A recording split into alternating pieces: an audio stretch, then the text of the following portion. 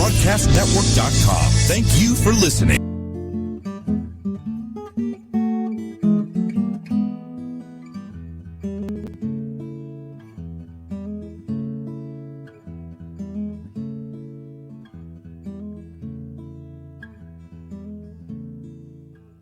Welcome back into the Doctor's Lounge. I'm your host, Dr. Hal. Every week, myself and my co-host, Dr. Mike, bring you the information that doctors talk about in doctors' lounges all around the country and share that information with you so you're armed with the information that you need so that you can advocate for yourself and for your family and be armed with the information to make medical decisions that you are capable of making with that information. And we fight for the doctor-patient relationship and for healthcare freedom for all Americans.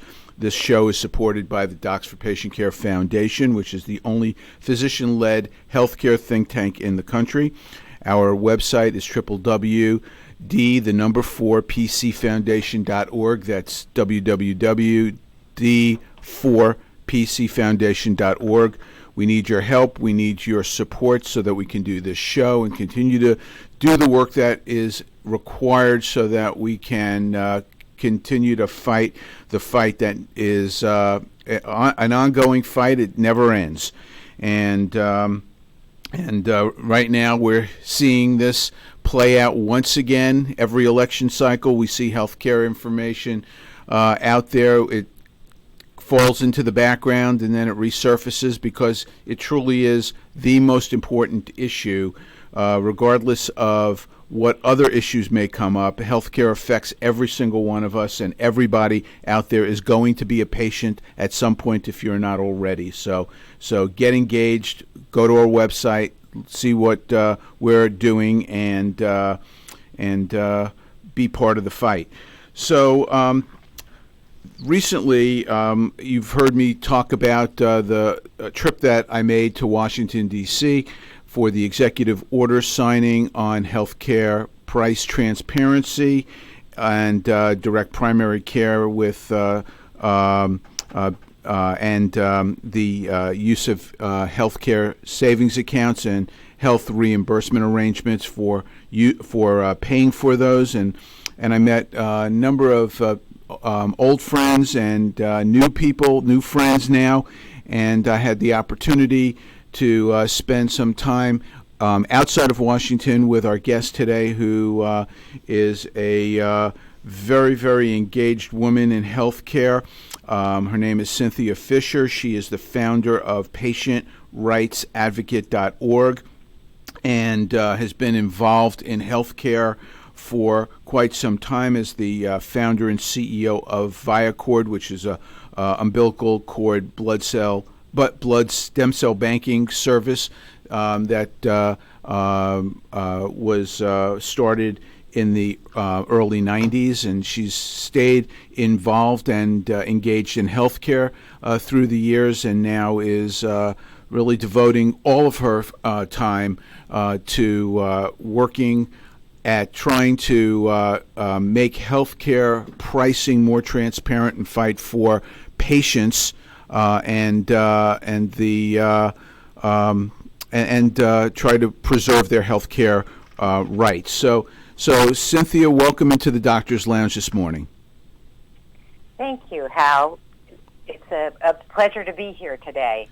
And an honor. Thank you. Well, thank you for joining us. And we talk about a whole array of healthcare topics each week, and we really have a very wide reach, and not only to healthcare professionals but to the lay public. And so we really try to give everybody an understanding of what the issues are and the hot button items and what is happening and what people can do and to try to get engaged. And I think what you're doing right now is so very important regarding healthcare price transparency. So why don't you go ahead and tell our listeners a little bit about what you're doing and what the you're in Washington all the time talking to people about price transparency in healthcare. So why don't you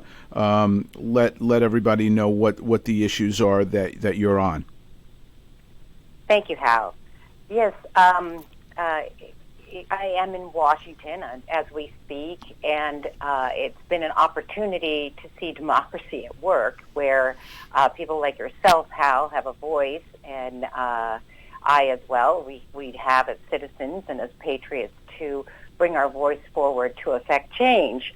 And I was inspired to come to Washington because having been throughout my career in the life sciences and healthcare, first in health IT, then in device, and then in my own company that I founded in blood stem cells, and then as an investor in biotech and in the life sciences over the years, I've come to understand the healthcare system. But as a life sciences CEO and entrepreneur, I also, as a friend and family member, helped people along the way find access to the best of doctors or appropriate doctors for care when they faced a healthcare crisis. And what was most shocking to me in the past 5 years, especially, was that the requests that came on the side from employees or former employees, friends and family alike, had more to do with significant financial burden and medical debt and surprise billings or price gouging and fear of actually going to the doctor or the next hospitalization due to financial ruin from healthcare. And it was cross-socioeconomic experience where I started finding that, oh my gosh, everyone has a story about how they've been either surprised by a way overpriced or price gouged medical charge, or a surprise facility fees, or out-of-network anesthesiologist or pathologist or neonatologist with a substantial financial burden that they couldn't cover and put them in great stress. So I thought there was a moment in time where these stories, taking them to Washington and also looking at how we can affect change at a moment in time where 70% of Americans see healthcare as one of the number one problems that needs to be addressed in policy change and in government. And I think the statistics are that 57% of Americans have been hit with bills that have not been covered by their insurance because their insurance networks have been more narrowed. That said, I came to Washington. I founded a nonprofit called PatientRightsAdvocate.org to bring patient stories and employer stories to Washington of what the reality is that's happening around our country. And the reality is that only in American healthcare is the American public and our American businesses held hostage and blindfold to know the real prices of our care before we receive care. We don't get to see them. And today we have no negotiating power and no recourse at the prices we are charged. And in fact, when a patient goes to get their health care, they're expected to pay with a blank check. And that's a problem, Hal. And so, fortunately, the administration, both the president and Secretary Azar and Seema Verma and former Secretary Acosta at Department of Labor, were looking at these problems to say, how do we reduce the costs of care that are runaway costs, and how do we address these issues? And we, through Patient Rights, also were able to have a voice at the table and look at existing law and look at how can the administration deliver real price transparency system-wide and create a competitive marketplace in healthcare. Why can't healthcare function like any other market in our lives? And if you think about it, what the recent executive order that the president and the administration has just put forth, and the most recent rulemaking for hospitals to show their negotiated pricing, is game-changing. It's really an American revolution to deliver a competitive marketplace in healthcare. And if we now as patients can actually see these prices before we get care, we can be empowered to be able to make choices and decisions to shop for the best quality of care at the lowest possible price. And that, Hal, gives us the ability as patients to greatly drive down the cost of not only our care, but ultimately our coverage as well. So, Cynthia, I agree, this is a game-changing event. And unfortunately, we have seen so many of the executive orders narrowed by the courts. We a few weeks prior to this executive order that we were both at, there was an executive order on price transparency in the pharmaceutical industry. And the pharmaceutical industry pushed back, and they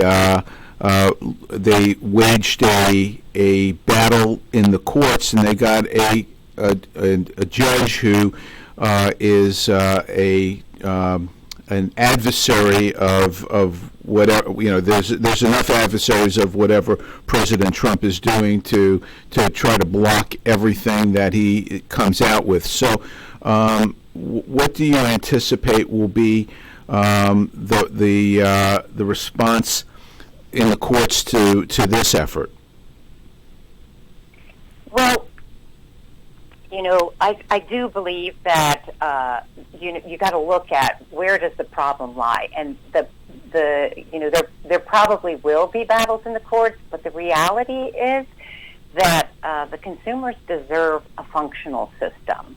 We know that healthcare is broken, and it's broken because of the many, many layers of curtains of opacity from consumers being empowered with information. They're not today. And the court, the First Amendment, if you look at how the court has weighed on freedom of speech and freedom of information, has overall weighed in favor of consumers being informed. And you can take the precedent, Hal, of the financial services industry and the fiduciary law of employers having the tax advantage funds of the 401ks for the retirement plans, and how the courts had looked at the fee structures had been opaque and had been undiscoverable.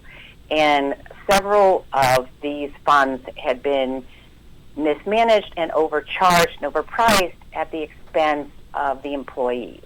So there were several lawsuits in courts looking for transparency in the financial services sector. And this also happened in the derivatives market. And what actually played out is financial services fees had to be made transparent so that the consumer could be informed and could shop. And then the financial services industry has competed on performance and value and innovation. And in fact, we've seen how fee compression, now that there's transparency, and the fee reduction in prices has benefited industry, employers alike, but ultimately the consumer wins. Absolutely. And I think this precedent is a good one to look at as a comparative for how the same can happen in healthcare. Right. And that the First Amendment also looks for freedom of information and freedom of knowledge. So Cynthia, we're right up against a hard break, so we'll pick this up when we get back into the Doctor's Lounge. Stay with us. The Docs for Patient Care Foundation is your way to join the fight and become a member of an organization created by doctors for patients dedicated to fighting for your healthcare freedom and preserving the doctor-patient relationship. Get a pen and paper. Write down www.docsforpatientcarefoundation.org. That's www.docsforpatientcarefoundation.org. Go to our site and please make a generous tax-deductible donation and join the fight today. Thank you. This is Ron Camacho, host of the Business Hour, on Fridays from 10 to 11 a.m. Join me as I talk with passionate professionals on a program that profiles the best businesses, business practices, and fascinating business professionals to get an insider view of how America works. The Business Hour from 10 to 11 a.m. on America's Web Radio. The Docs for Patient Care Foundation is your way to join the fight and become a member of an organization created by doctors for patients, dedicated to fighting for your healthcare freedom and preserving the doctor-patient relationship. Get a pen and paper. Write down docs4patientcarefoundation.org. That's DOCS, the number 4, patientcarefoundation.org. Go to our site and please make a generous, tax-deductible donation and join the fight today. Thank you. You're listening to America's Web Radio on the AmericasBroadcastNetwork.com. Thank you for listening. We're back in the Doctor's Lounge, and I want to remind everyone that we are podcasting this also on our Facebook page. The Facebook page is the America's Web Radio, so hopefully some people are watching this live on our Facebook and also on YouTube. So don't forget to tune into that on a regular basis, as well as listening to this on your radio. My guest today is Cynthia Fisher, who is the founder of PatientRightsAdvocate.org. She's also on the board of Sam Adams, and maybe, Cynthia, we can get Sam Adams to sponsor this show at some point. Well, we can always ask. I'd use the bottle opener and pop open a bottle had I known how. Well, we would love to have you. We left off talking about the executive order signing and what a game changer it is, and so much of what President Trump has done already has been challenged by special interests. The special interests that you have alluded to that have created the layers between patients and doctors and their pocketbooks. And the special interests we highlight on a regular basis on this show, the insurance companies being one of them, the hospital industry, who've benefited disproportionately from the healthcare system and created these cathedrals to healthcare, and pay CEOs and middle managers far beyond what they really should be making, given what they do, and the pharmaceutical industry and the PBMs, the middlemen between the drug companies and patients. So we've got all of these special interests that have a stake in the status quo and are pushing back hard. Cynthia, you and I have talked about what the strategy needs to be. There's a very good friend of mine who's quite good at these kinds of things, said that there's strategy and then there's tactics. And I think the strategy that we have agreed on is that patients are an important part of this, but you need to have the clout of the business world who carries that big stick, who could stand up to these other special interests. What say you? Yes, I think you're absolutely right there, that Hal, as you look at this, you have to look at patients are really fed up with the healthcare system capitalizing on their misfortune. And as you said, it's payers, it's providers, it's the insurers, it's the providers, and it's the many, many layers of middlemen that hold both the consumers and the employers hostage to these runaway costs. And if we can look at the employer's side and to the patient's side, let's look at what's been happening. The runaway cost of just even health care coverage for small, medium, and large insurers alike. If you're a small to medium-sized employer, they've been experiencing over the past 5 to 8 years nearly runaway increases of the health care coverage, whether it's premiums or whether they're self-insured, nearly 8 to 11% a year. Of that 8 to 11% increase, and that is well above the increases of inflationary rates, right? It's probably 3 to 4 times that of inflation.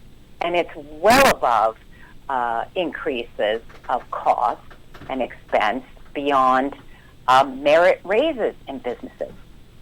So many employers you've seen that wages have pretty much stagnated. They haven't been able to increase to the rate that they could because a big part of that employee sector of their wages is their health care benefit. And with that type of growth, it's difficult for employers to substantially raise wages. But we can look at basically putting this whole trend into reverse through transparency, through price transparency, through choice, through competitive marketplace.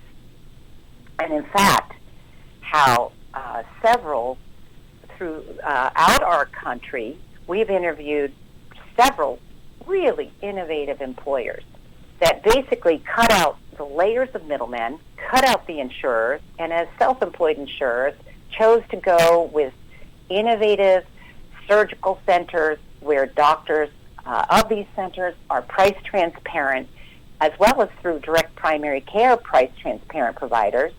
And they have really driven down those costs, put that trend in reverse, and nearly had savings with early adoption of these programs by their employees of up to 50%. That's huge. Yeah. That's basically put on the brakes of these trends, and through a price transparent model that they've self-created through innovation, they've actually steered, through steerage of their employees to these types of programs. They've actually enabled employees to go with no copay, no deductible, and actually bonuses to them for making price transparent, cost-saving decisions. They've shared the savings with the employees, essentially increasing their wages. This is huge, and this can be the future. And I think it's really exciting, Hal, because I think we can start to see this trend happen and begin in a broader way as early as by the end of 2020. Well, I agree that this is huge, and I think that what I was getting at was, I think that's we're all in agreement that this is where we need to head. What I'm concerned about is the pushback, and I think that having the business community stand together and demand that that price transparency take place, and because there'll be a huge effort that is going to be launched by hospitals who say that this is going to raise prices. We've already seen that happen. We're going to see a big effort by the insurance companies who are going to push back and are going to, we've seen that happen as well in direct primary care, where they try to squash doctors who are operating outside of the insurance world and try to claim that that's a risk-bearing model, when in fact it really is just a simple transaction between a patient and a doctor with no risk involved. And so there's as we've seen happen so often, there is a narrative that is based on lies that are designed to stoke fear. And I think that the special interests that have profited from the status quo are going to do everything they can to prevent this revolution that you've mentioned, and I think that the business community is the best bet. Patients are important. Patients demand can make demands on their politicians, and the physician community can demand this.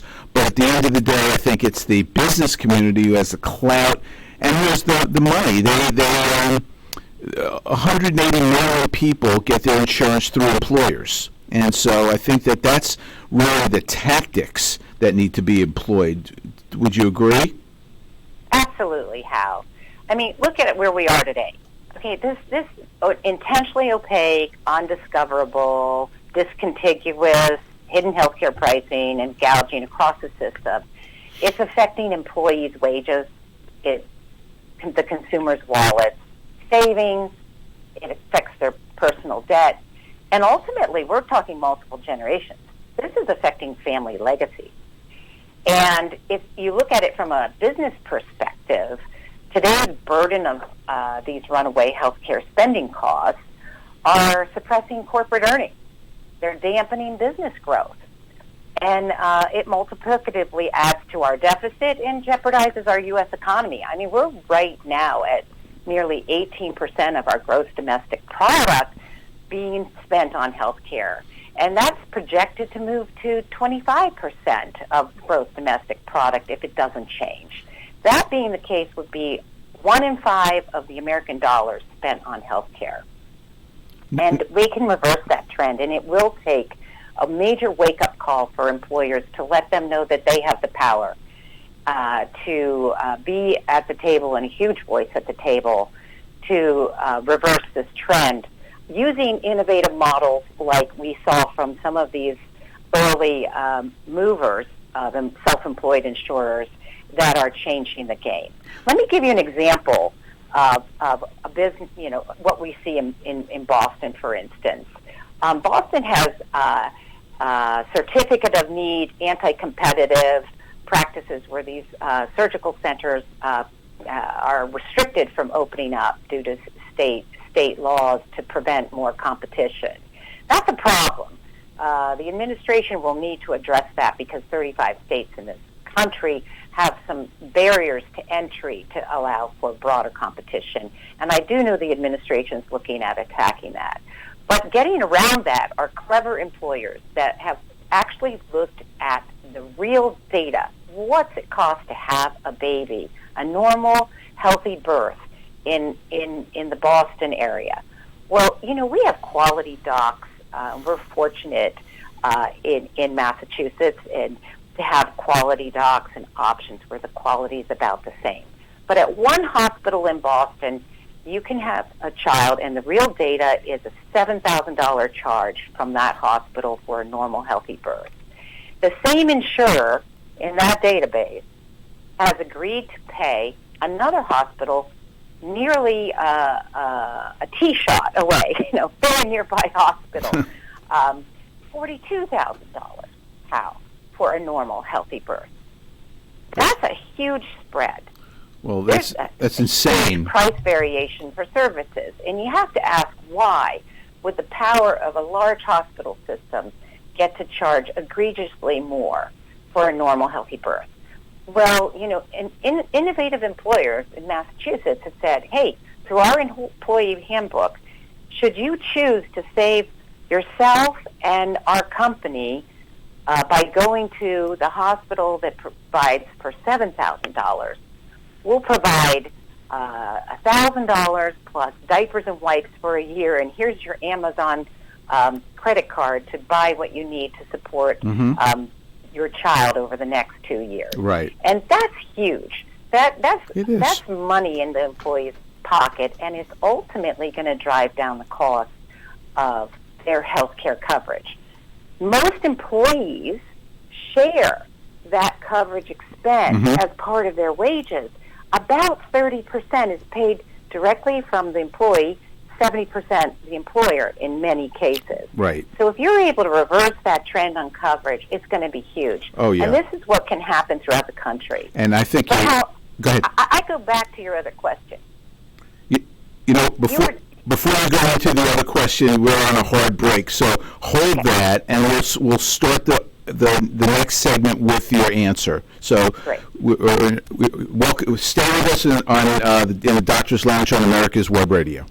The Docs for Patient Care Foundation is your way to join the fight and become a member of an organization created by doctors for patients dedicated to fighting for your healthcare freedom and preserving the doctor-patient relationship. Get a pen and paper. Write down www.docsforpatientcarefoundation.org. That's www.docsforpatientcarefoundation.org. Go to our site and please make a generous tax-deductible donation and join the fight today. Thank you. Hi, I'm Dr. Mike Kurichak. Join me and my co-host, Dr. Hal Scherz, every Thursday morning at 8 a.m.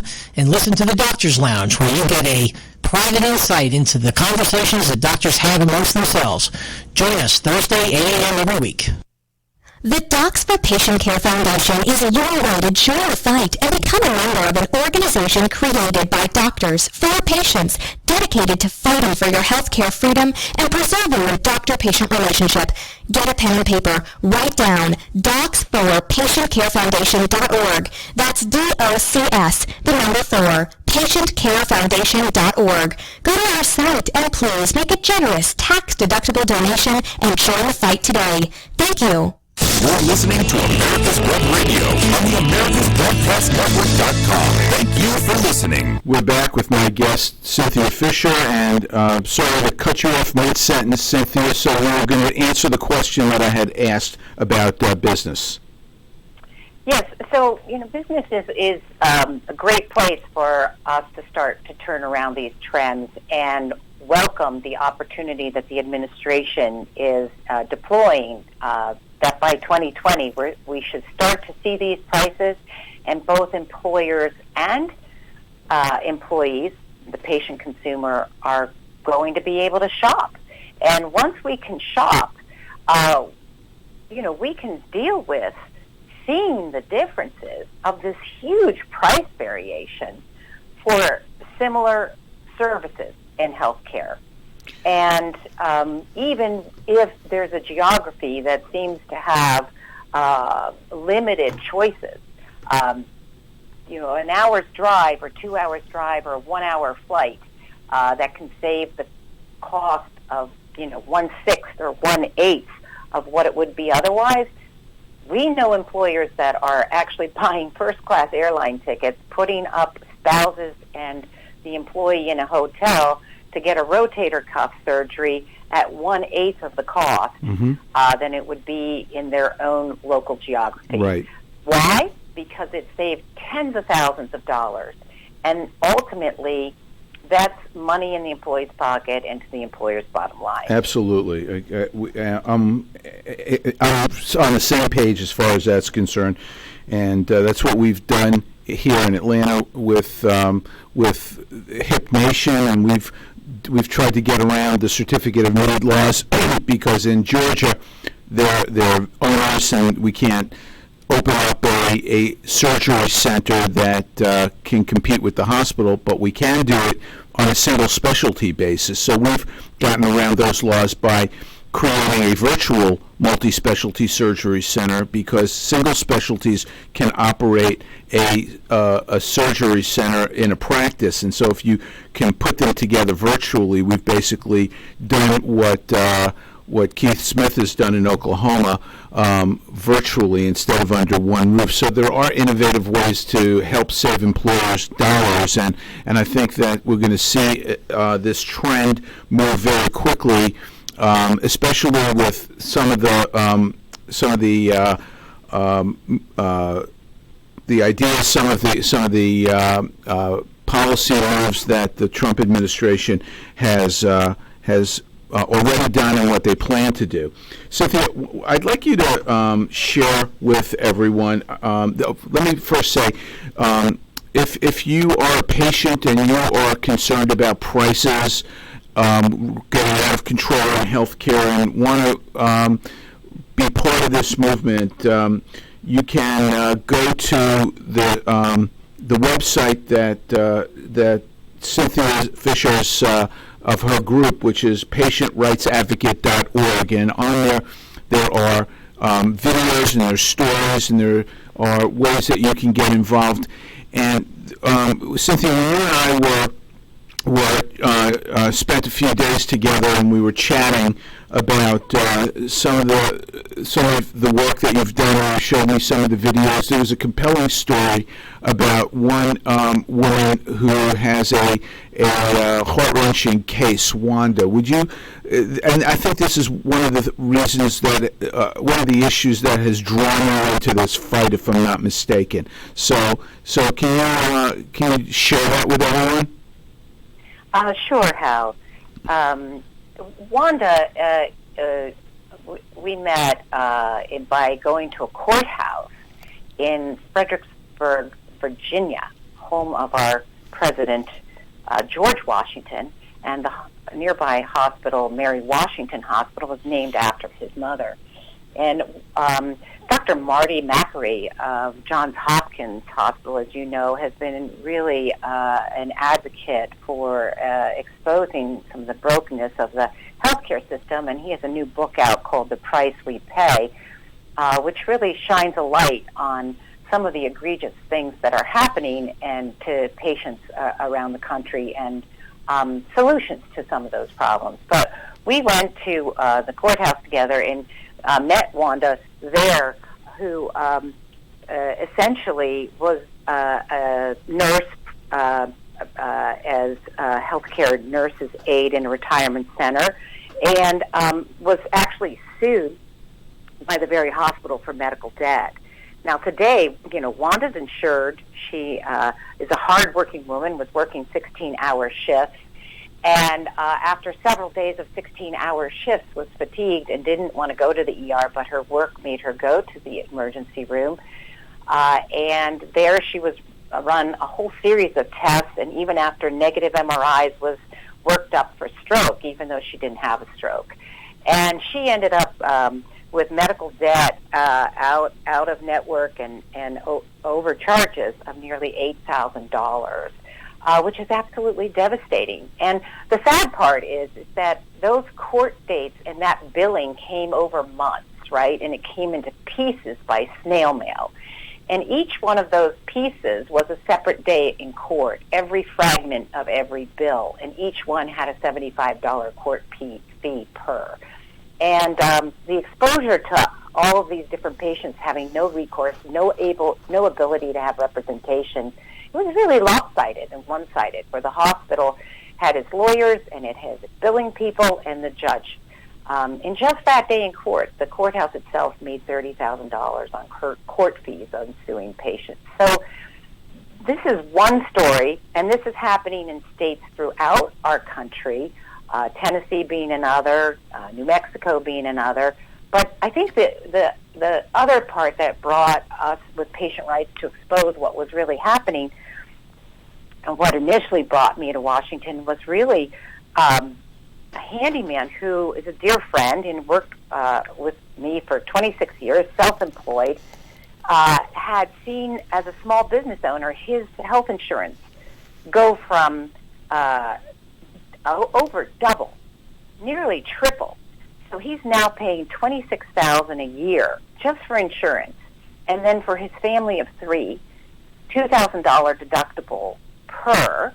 So he's at $32,000 before he gets his first benefit of health care payment. $32,000 just for insurance and deductible, and he was slammed with an out-of-network surprise anesthesiology bill, pathology bill for a procedure in his family that was an elective well visit on a colonoscopy, and that really set them back. Those $6,000 extra in charges out of network, not covered, was really devastating. And then he got MF, and he's on he's on our website, he's on our videos, and he talks about just being slammed with all sorts of surprises of billings, and even going to collections at the charge master rate while the insurance delay payment was there.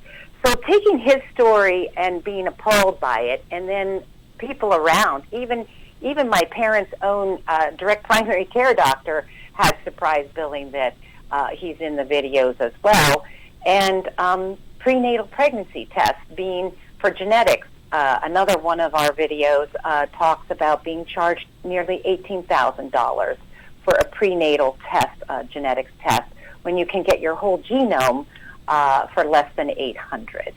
So these types of stories are really what motivated patient rights advocates to put together these stories and show them to the administration, show them to Congress, show them to the president himself. And, the president and the administration invited many of these people in to sit at the table and inform them. And that's why we are where we are today, because there were a lot of listening sessions to both physicians like you, Hal, and your group, and others at what needs to be done. And the answer is quite simple. It really is, if we have a competitive marketplace and it functions like grocery, like transportation, like retail, any other market, we can actually, through choice, through empowerment of the consumer, we can see a race to the bottom to the best price quality of care at the lowest possible price. And it's innovators like you that have gotten around the barriers in Georgia that are making the impact. And you mentioned Keith Smith. Dr. Keith Smith, like you, 11 years ago, Keith went with a price-transparent model in Oklahoma Surgical to do a surgical center. Do you know, we have him and his center on video, and Hal, maybe we need to come to Georgia and video your stories as well. But do you know that over the 11 years that Keith and his surgeons have practiced, they've posted their prices, they guarantee their prices, they reinsure their prices, and guess what? If someone has a need and they can't pay, they do charity care as well. Mm-hmm. So right. they absorb those, and they still make a profit. And they're able to reduce about by 50% what employers would otherwise pay. But what's really cool is he spoke about how over the past 11 years they've changed their prices 4 times. Every time they've lowered them. Right. And then the other interesting thing he mentioned in our video is that in Georgia, a patient contacted them because he was quoted. So this is what patients can do. Ask for the price before you get care, and ask for it to be all in, including your anesthesiologist, including all of your care providers. This patient found for a surgery, he was quoted $40,000 in Georgia. At the surgical center, Oklahoma, the price was $3,600. Mm-hmm. Instead of flying to Oklahoma, that patient went back to his Georgia provider and said, hey, this is where I can go and this is what I can get it for. Do you know that Georgia provider negotiated and brought the price down to match at $3,600? From $40,000 to $3,600. It's not surprising. This is what we can do, is patients need to realize they can negotiate and they can have a voice. Not only that, Cynthia, but healthcare is not expensive. It really isn't expensive to take care of patients. And that's really where we've come to the table trying to get that message across. It's the layers in between. It's the special interests. It's the regulatory burden on physician practices. It is all of the things that get in the way, and we're coming to a hard break, and we'll finish this in the next segment, but it's all the regulatory burden that adds to the cost, and if you can get all of that away, healthcare is not expensive to deliver, and we've demonstrated that with the direct primary care model. So we're going to finish this conversation up, which I think is an excellent one in the last segment, so please stay with us. The Docs for Patient Care Foundation is your way to join the fight and become a member of an organization created by doctors for patients dedicated to fighting for your healthcare freedom and preserving the doctor-patient relationship. Get a pen and paper. Write down www.docsforpatientcarefoundation.org. That's www.docsforpatientcarefoundation.org. Go to our site and please make a generous tax-deductible donation and join the fight today. Thank you. This is Dr. Susan Blaine, host of Detailing Addiction on America's Web Radio. Please join us at 4 p.m. on Tuesday afternoons. The Docs for Patient Care Foundation is your way to join the fight and become a member of an organization created by doctors for patients, dedicated to fighting for your healthcare freedom and preserving the doctor-patient relationship. Get a pen and paper. Write down docs4patientcarefoundation.org. That's DOCS, the number 4, patientcarefoundation.org. Go to our site and please make a generous, tax-deductible donation and join the fight today. Thank you. You're listening to America's Web Radio on the AmericasBroadcastNetwork.com. Thank you for listening. We're in the last segment of our show today with Cynthia Fisher in the Doctor's Lounge, and we have really talked most of the hour on patient rights and price transparency in healthcare, and empowering patients with information, and that leads to really what we've been talking about and has come up several times in this conversation, Cynthia, which is surprise medical billing, and this is something that I believe, as a physician who gives health care and as a consumer that receives health care, I feel strongly about surprise medical billing and putting an end to this as well. And I think you and I share the same desire and goal, and it's just the tactics that we differ on. So why don't you start and talk about what you believe needs to happen to put an end to this practice? Well, it all comes down to system-wide price transparency, Hal. I find it quite interesting because, we spoke earlier of the biggest opponents that don't want this price transparency are the hospitals and the insurers and the pharmaceutical companies and the pharmacy benefit managers alike, right? And their argument is that prices will go up if they see each other's prices.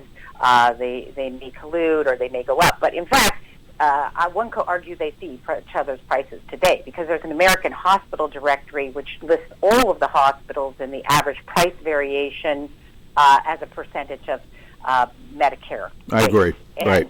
So to be a member, you have to post and you have that information. So, I find it, what market can any of us name where a consumer's empowered with information that we haven't benefited from price reduction and best quality? I think about going to the airport today, how, I only had a choice before either to drive and park or take a cab, and today, taking an Uber or a Lyft, I have reduced the cost of my price from my home to the airport by a third.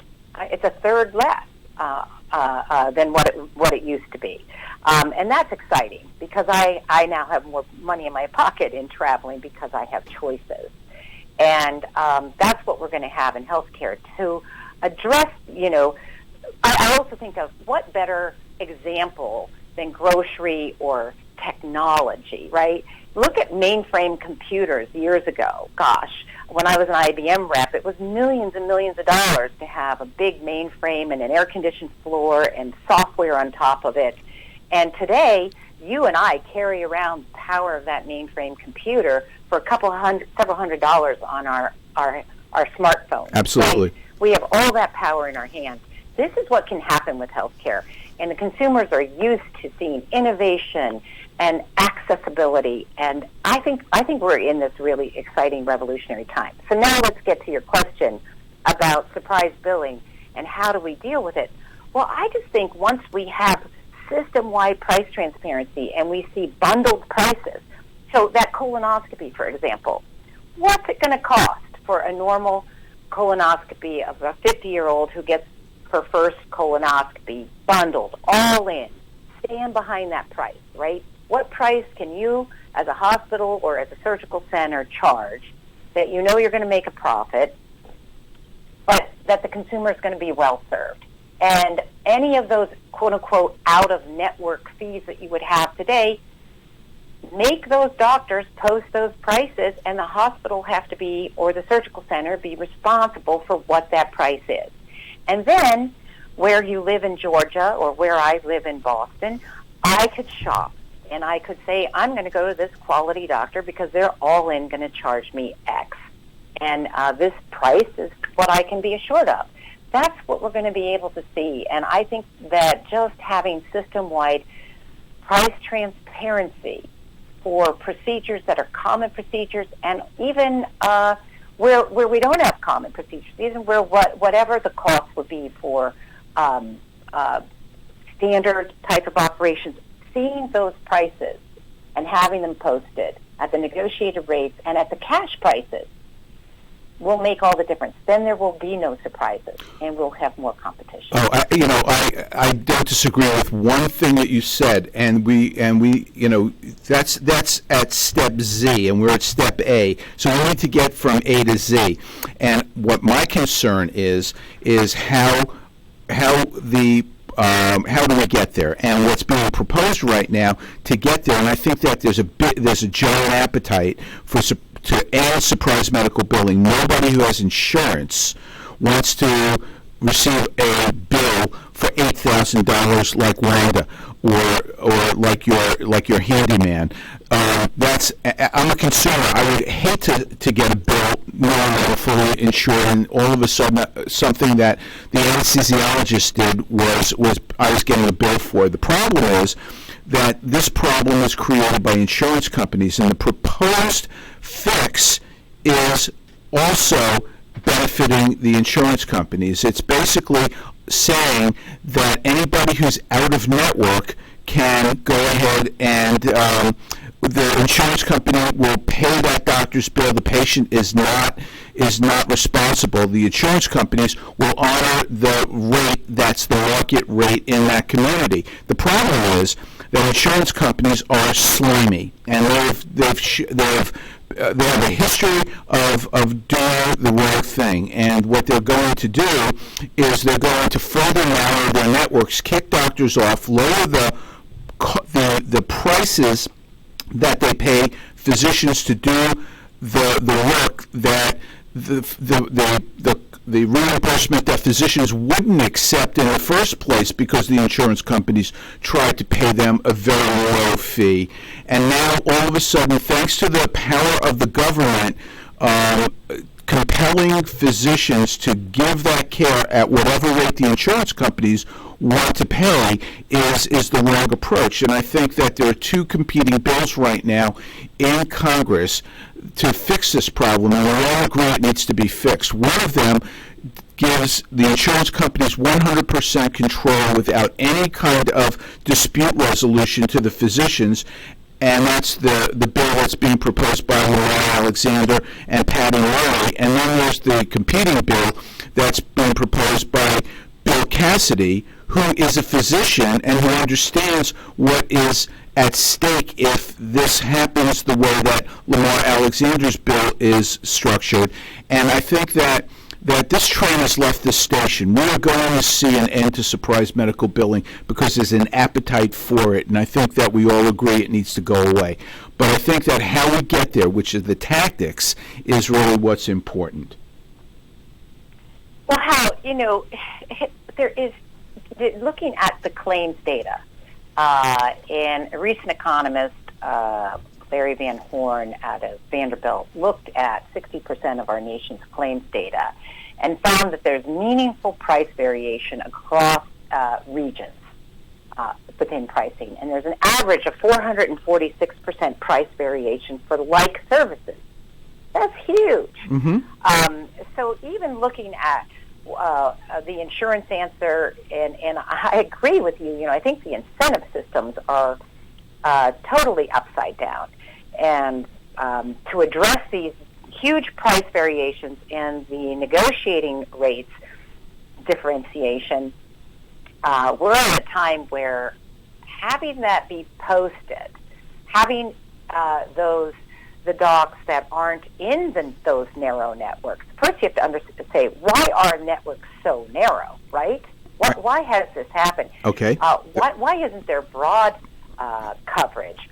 but to be able to have the physician practices post their prices. What is your price?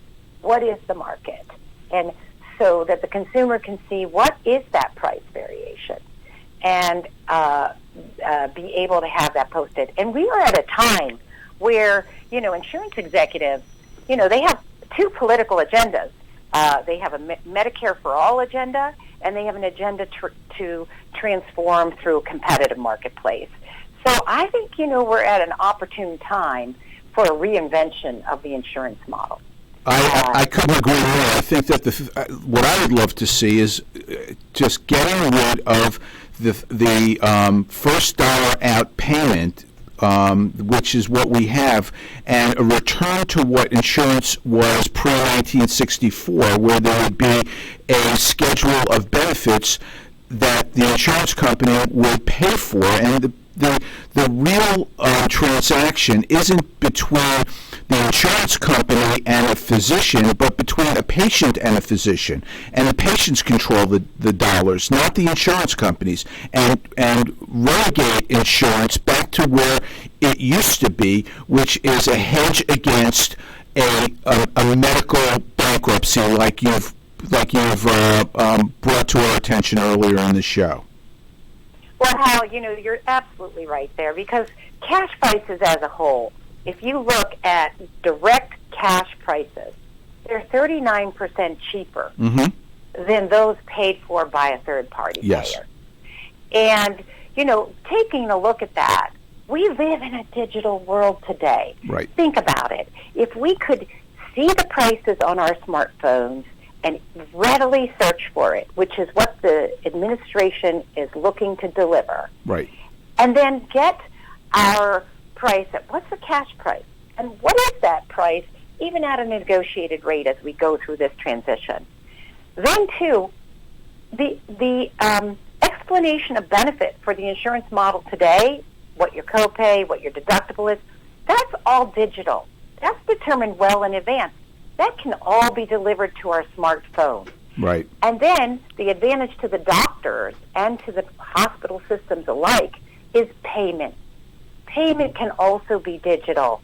If I can get out of a cab in Washington and have the payment go immediately to the receipt on my smartphone, on my text message, you can be darn sure it can be done in healthcare. And doctors and the hospitals are getting paid sooner, but also patients being able to benefit from reduced costs through all those savings. We can see really transformative delivery of healthcare to the digital world. I totally agree, and we're at the end right now of our show. So, Cynthia, why don't you tell people how they can get involved and go ahead and plug your website once again. Yes, it's patientrightsadvocate.org, and I'd say that patients can go there and see the patient stories from around the country, and what we are adding now is the stories like Dr. Keith Smith's and stories like your centers as well that are innovatively reducing the costs of care through transparency. And soon to be added will be stories of employers around the country that have been able to lock in relationships with price transparent centers, hospitals, surgical centers, and direct primary care, and how they've reduced the care. Okay. But we also would say patients go negotiate, ask for the price, get that commitment before you get your care, and if they can't give it to you, press the issue. Great. And if you have erroneous bills, negotiate. That's great advice. You're doing great work, Cynthia, and we appreciate you being on the show today. Cynthia, stay on the line if you would. And thanks for being on the Doctor's Lounge, and come back next week with Dr. Mike. Okay, thank you, Hal, for this opportunity. The Docs for Patient Care Foundation is your way to join the fight and become a member of an organization Cynthia? created by doctors Yes. for Hey. patients.